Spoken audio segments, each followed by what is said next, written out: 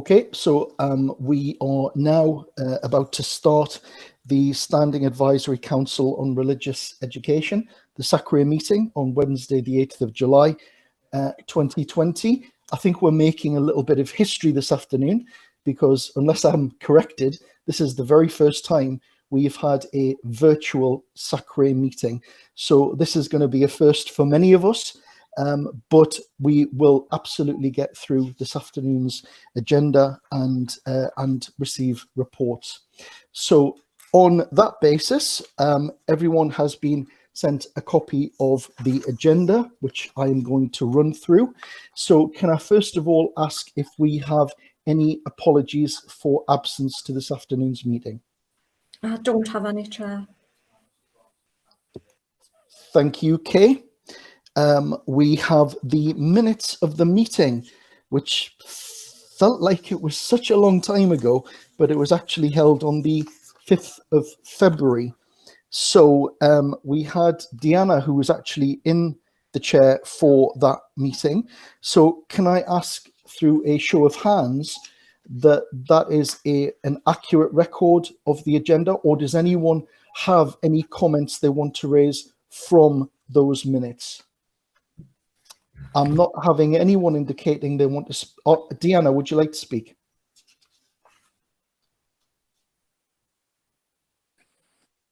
Show of hands, that was all. You wanted to show. All right, okay. I thought you wanted to speak. So on that show of hands, we will adopt those minutes. Thank you very much. We'll get through this. It's fun, isn't it?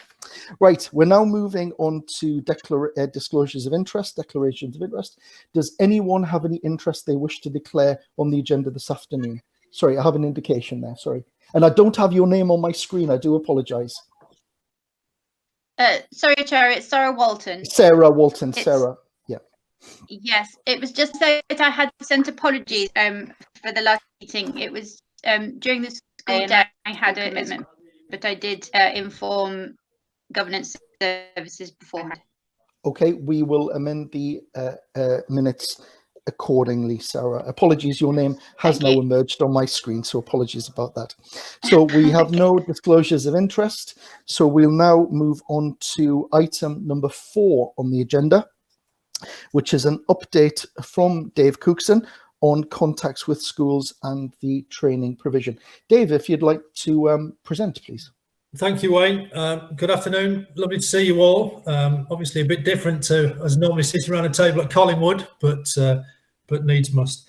The update will be very brief in the fact that there hasn't been a great deal of contact with schools around any religious education or collective worship issues recently.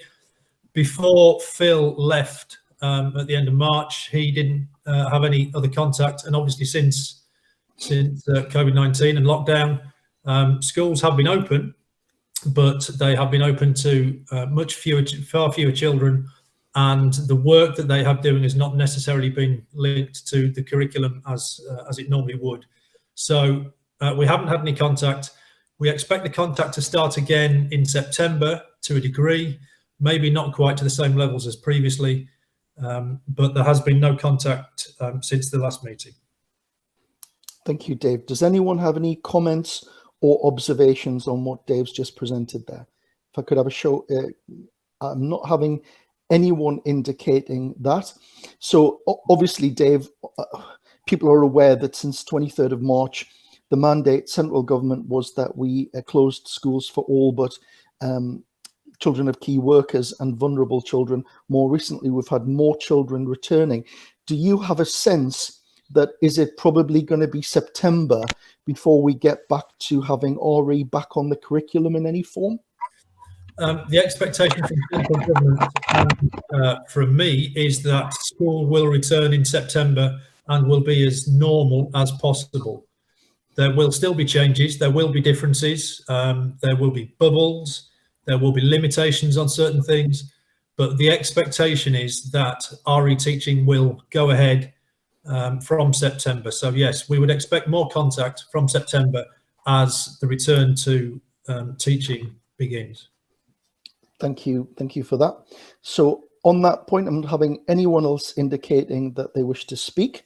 So with those points noted, we'll now move on to item number 5 on the agenda, which is to consider the arrangements for the contents in the next edition of the SACRE newsletter, which is due for December 2020. Dave, I think you're going to run us through. I think it's just kind of a reminder about content, isn't it? Absolutely, yes. We didn't publish a newsletter this term for obvious reasons. So that's the second time, I think, in the history of the SACRE that a newsletter hasn't been published. I'm not sure why there wasn't one back in about 2008, but there was little content, and actually it seemed a bit churlish at the time with everything that was going on to be spending time and effort on publishing a SACRE newsletter, when, of course, the education and skills team were all working to ensure schools were open as safely as possible. However, we will endeavour to have another newsletter for December 2020. So it's a reminder for any content. It would usually have been sent to Phil, but in Phil's absence, then if any content could be sent to me, and I'll arrange for that content to be put into the newsletter. And assuming we have enough content, then we will publish in December. So the deadline for any copy would be the end of October, please. And just on that point as well, Dave, are we sending reminders out to schools about this as well? Yes, I'll do that, Wayne, yeah. Great. Okay, thank you. Does anyone have any comments? No? Oh, Deanna. It's really to both of you today. Because it's coming out in December, can something go in for schools to observe Holocaust Memorial Day? Because it will just be just before that. And if you can advise them to look at the HMDT website, because the theme is already out. Yeah, that's absolutely fine, Diana. Thank you. Thanks. Okay, that's noted. We're now moving on to item number 6 on the agenda. Chair, sorry, Sorry, I've got someone who's indicating to speak there, but I can't see on my screen. It's Sarah Walton again. Sorry, I wasn't sure if you could see me. No. It was just hello. You might have dealt with this elsewhere, and I'm sorry if you have. It was just about collective worship, the collective worship aspect with the effect on assemblies of the bubbles arrangement. Dave, are we going to get some directions about that? That's a very good question, Sarah, actually. The direction at the moment is that large groups shouldn't get together. So in that respect, assemblies and collective worship, as traditionally carried out in schools, won't take place. I haven't heard anything otherwise, so it may well be left to schools, but it's certainly something we can pick up with the DFE. That's a good point. Thank you. Thanks. I just think it might be useful if we could give a steer on it, because there is quite a lot of head scratching about whether the statutory recommendations are going to be suspended or quite what the position is. So, and any sort of light you could throw on that would be very gratefully received. Thanks. Yeah, that's an excellent point. Thank you for making it. Great, thank you. So on that point, we'll move on to, we've been talking there about the local SACRE newsletter. So there is also, moving on the agenda, there's also a national SACRE newsletter, which I have a paper copy of here. It says on the agenda to note it and to receive it. There is something in here about a new HMI lead inspector, who is Dr. Richard, I think I'm pronouncing it correctly, Coe. Dave, you might know how to pronounce it better than I do. Yeah, I think that's right, Wayne. Yeah. Okay, and so that is in the actual newsletter there. But just to note that, and obviously if members have got any comments, observations, I am not seeing anyone wishing to speak. So I'm happy to move on to item number 7 now, which is, again, this is turning into the Dave Cookson show. This is a schools update, and Dave's going to give us an update on how schools have continued to provide RE teaching and learning during the period that the schools have been open to fewer pupils. I think you kind of touched on it before, but it'd be useful to have it as a specific kind of theme. It would normally be the Phil and Dave show, of course. Yes. But without Phil anymore, then at the moment it falls onto my shoulders. So as mentioned before, schools have been open to much smaller numbers of pupils and haven't been teaching the curriculum as they would have done if they were fully open. So it's likely that RE provision has been minimal in many schools since lockdown. It's unlikely that a return to anything like full RE will take place this week or next before schools finish. But as I said earlier, the expectation from central government and the expectation from the local authority is that schools will do as much as they can to return to the curriculum model that they had pre-lockdown from September. It may well be that in the first few weeks, schools are spending more time looking at the mental health and the well-being of young people, which is absolutely right. But over time, as we get towards November, December time, the expectation is that schools will be back into the swing of teaching RE as they were previously. I will do my best to check that when I'm on my school visits nearer Christmas, but that's how I would imagine that schools are going to approach it.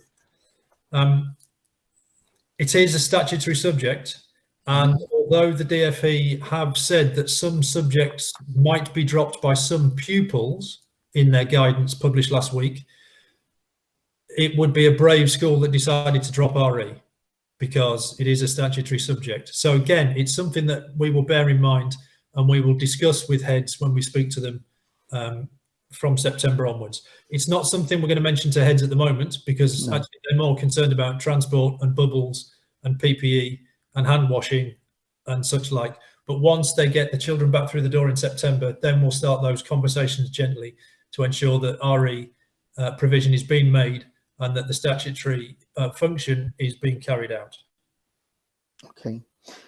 Just something I wanted to pick on, and I might have missed this, but there've been a range of online learning portals for parents at home with their children, but also for schools to dovetail into. A lot of schools have done localized offer. There's also an offer through Northumberland, educationnorthumberland.co.uk, but there's also something called BBC Bite Size, and I've been watching bits of that, and I haven't seen anything on there in terms of RE, and with it being a statutory subject, because maths is on that, science is on that, geography is on it, English is on it, but there doesn't seem, unless I have missed it, there doesn't seem to be anything on that national coverage around RE. And I was just wondering if you're aware of whether anything is being covered through online learning as a specific theme. Certainly the information that we've put out from the Education and Skills team in Northumberland has had RE content. And I'm quite sure that Oak Academy also have RE content. I didn't know about Bite Size, Wayne, and the lack of RE, but it's something I will check. And you're absolutely right. If it's a statutory subject, you would expect it to be there. Yeah. Certainly Oak Academy have been doing assemblies with some very, very famous people and Anton Deck. So they have been trying to make sure that some element of assembly, maybe not collective worship, and RE is covered through Oak Academy. Yeah. Okay. If we just look into that, that would be helpful. So thank you very much for that. And obviously, what we'll do is the situation in terms of the restart of schools for all pupils from September. We'll have a watching brief, and as you say, the focus has got to be on getting the children back safely and securely, focusing on some of the challenges around the bubbles, the transport, mental health, and around that curriculum development. But obviously we need a watching brief in terms of what happens with the RE curriculum as well. So we'll look forward to getting that update from you later. And on that kind of moves us in nicely into item number 8, which is around the plans for setting up a working group on an agreed RE syllabus. So Dave, do you want to talk us through what the rationale is for that and what it is we're looking for in terms of input? Yes, our agreed syllabus will come to the end of its life in September 2021. So just over 12 months to go before we need to have a new version set up and ready to go. So this is a request for a number of people to begin the process of reviewing the current syllabus and making those amendments and agreeing any changes so that we can publish probably around May half term next year, so that schools have got a little bit of time to look at whatever changes we make to make their provision for September 2021. It's a process that I know you've been through before my time with the local authority. I think Ted was heavily involved back then, as I remember. So it's a request for anybody who would be willing to become part of the working group to begin that revision.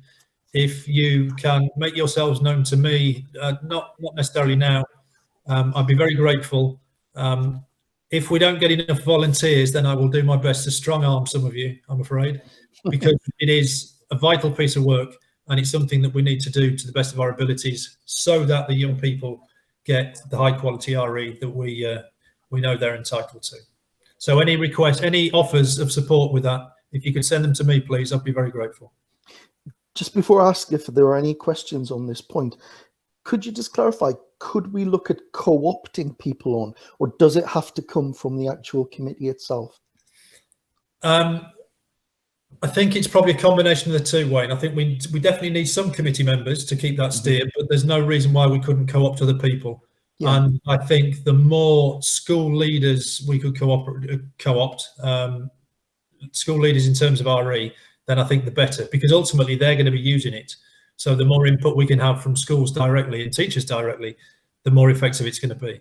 Yeah. So I'd be very keen if we could extend, and Deanna, I've got an indication you want to speak there, so that's great, but I would be keen that we extend the scope of this beyond the committee to bring in some of those key individuals in our schools delivering this, who will shape and frame it. And then, you know, to coin the phrase, they've got skin in the game and, you know, and be enthused by it. So Deanna, you wanted to speak as well. I was just going to back you up with that. We've literally just finished ours in Newcastle, and there were teachers involved. I think it's terribly, terribly important that we have teachers from primary and secondary involved, because they're the ones that are going to need it.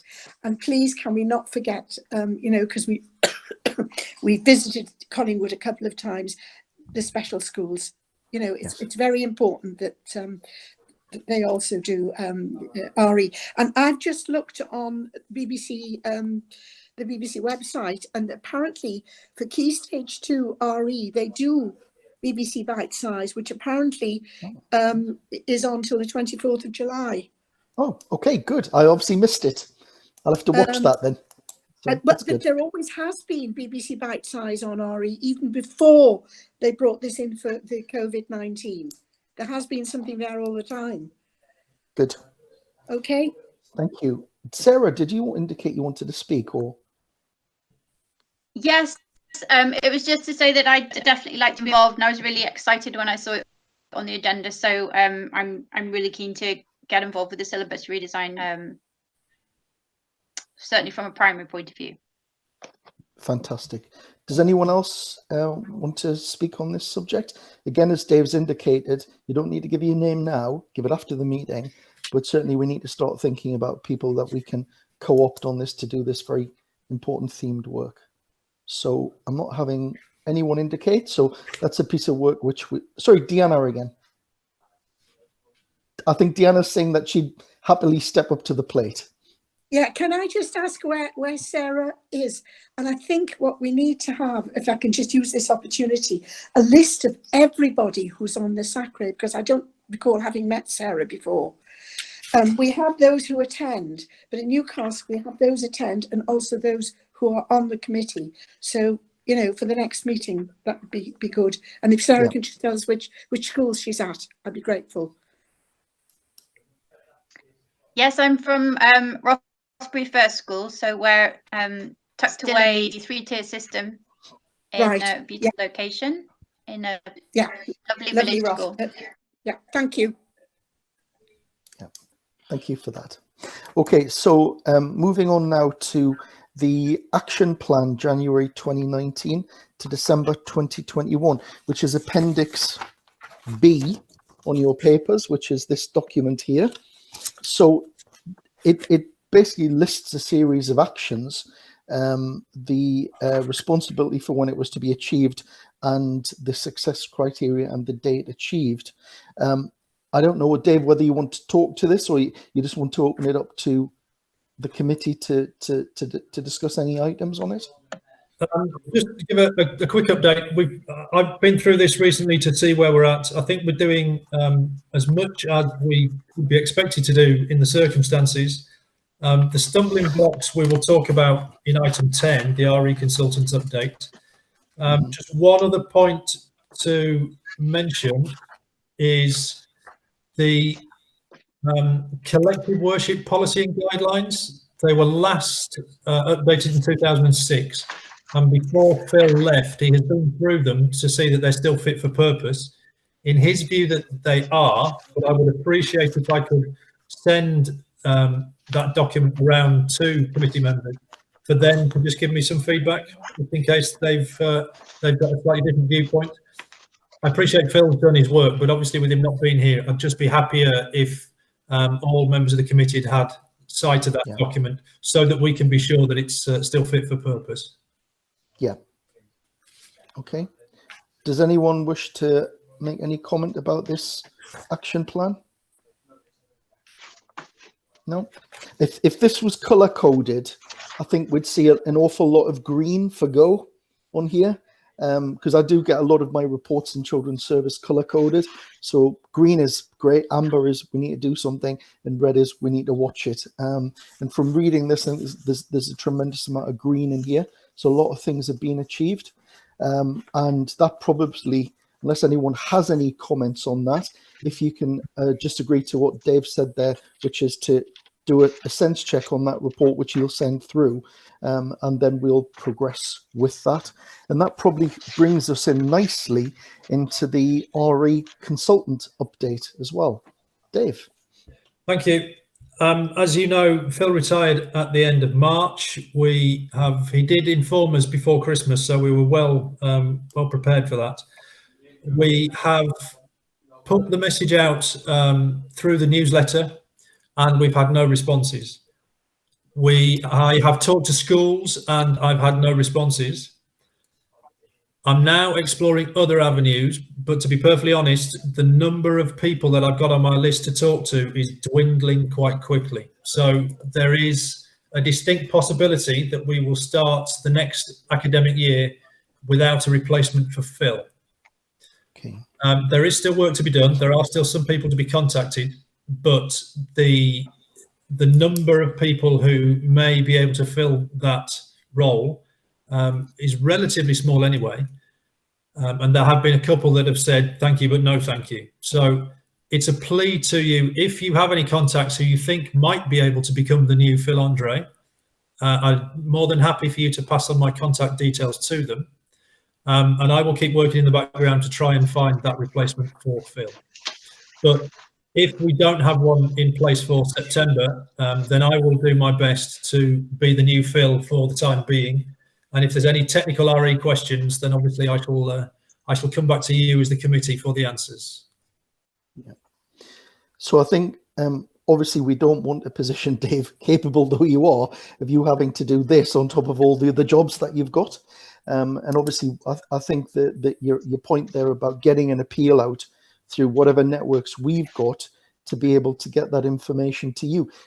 Do we have something as simple as a kind of a job spec or a summary of we do have that. Could that be shared with members so that we are aware of the kind of parameters of individuals we're looking for? And also as well, I'm just wondering whether there is something about that there's a really good website called VON, Volunteer Organizations Northeast, and they regularly publicize vacancies for board members, for trustees, for charity directors. And I just wonder whether maybe putting out something on their opportunities board, which covers the whole of the Northeast with a very specific experience set of skills that we're looking for, might be a way of trying to just energize the recruitment on this. Because what I don't want is you having your time taken away from some of the other really important stuff that you're doing. Important though this is, the whole point of having a consultant is to provide that absolute expertise, focus and direction, which is the whole point of having one. So I think we should do anything and everything we can over the next few weeks, and particularly if we can get that job spec out to to members of the committee and ask them to, cast the net around some of the many varied contacts that we have. So thank you for that update. And if we, Deanna, sorry, you wanted to come in. No, I seem to be the only one talking. A suggestion is that perhaps if Dave got in touch with Carenza Passmore at the RE Resources Centre, she has a lot of contacts there. She might be able to find somebody. I mean, the other local authority that I'm involved in is Durham, and they've lost their RE advisor as well. So I appreciate people are few and far between. But Carenza might have somebody, Dave. Yeah, that's a good idea. I'll contact her. Thank you, Deanna. Yeah. Anyone else got any comments, thoughts, ideas on this? I'm not having anyone showing on my screen as wishing to speak. So let's try and get that pushed through, Dave, to get somebody through whatever avenues and contacts we've got. Moving on to item 11 on the agenda, which is urgent business. I've not been informed of any urgent business from any member or officer. So Deanna, was that an indication to speak? No, it wasn't. It wasn't. Yes, you were just was. raising. Oh, it Yes. was. Deanna, over to you. Just unfortunately, back in March, we couldn't do the visits to the places of worship for teachers, and that was well subscribed. I would hope that perhaps in the spring of 2021 we could do that again. I mean, our synagogue is closed and we don't know what's happening at the moment anyway, and I know some places of worship are opening, but by then by September or even by November we would probably be in a better position to sort of perhaps offer this to teachers. Okay. Absolutely, Deanna. The plan is to try and put that trip on again around about the time that it was supposed to be, the end of March in 2021. Yeah, absolutely right. Yeah. So the only point that I'd like to raise, and I'm sure I'll, get everyone's backing on this, is irrespective of what curriculum line teachers or support workers have had, I just want to say a massive thank you to teaching support staff, cleaners, caretakers, you name it. Anyone who's been involved in actually keeping our schools operating throughout this period, a very difficult time. And I am just, the amount of times I say thank you, it just isn't enough. I am just genuinely, honestly blown away by the can-do attitude of staff within our schools. And actually, I also have to say as well, put on public record, the central support coming from the county council, from officers like Dave and Dean Jackson and others within the authority. So, I think it's a well-deserved thank you to everyone. And I am sure that parents will be heartily relieved when September comes and their little cherubs return to school, because now they probably realize that being a teacher is not as easy as people think it is. So just a big thank you to everyone on that. So the next item on the agenda is date and time of next and future meetings. Hopefully, fingers crossed, by November we'll be able to meet together collectively. Otherwise, it's this. So the dates are 18th of November and the 3rd of February 2021. So on that note, hopefully when we meet again, which we will, it'll be in person. If not, we'll be here doing celebrity squares again. And thank you very much for your time. You've all participated in a bit of history this afternoon, the first ever virtual SACRE meeting. You've all made history. Congratulations, everyone. And thank you very much for this afternoon's meeting. Bye-bye.